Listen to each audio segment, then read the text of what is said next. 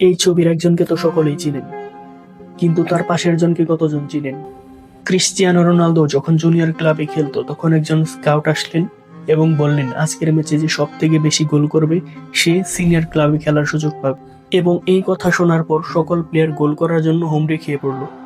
Cristiano Ronaldo প্রথমে এক গোল করে ফেলে এবং তার কিছুক্ষণ পরেই তার বন্ধু আলবার্ট ফ্যান্ত্রাও একটি গোল করে ফেলে। এবং এরপরে যে পরিস্থিতি আসে সেটার জন্য হয়তো রোনালদোর সিনিয়র ক্লাবে খেলা কখনোই হতো না। তার বন্ধু আলবার্ট ফ্যান্ত্রাও একদম ইজি একটা গোল পেয়ে যায়, মারলেই গোল, কিন্তু সেখান থেকে রোনালদোকে পাস করে এবং রোনালদো গোল করে দেয়। এবং ম্যাচ শেষে যখন রোনালদো তার বন্ধুকে জিজ্ঞেস করে তুমি এটা কেন করলে, তখন সে বলে আমার বিশ্বাস তুমি আমার থেকেও ভালো করবে। এবং এরপর কি হয়েছে তা তো সকলেরই জানা। আর এভাবে রোনালদোর জীবনের সবচাইতে বেস্ট অ্যাসিস্টই করে ফেলে তার বন্ধু আলবার্ট ফ্যান্ত্রাও।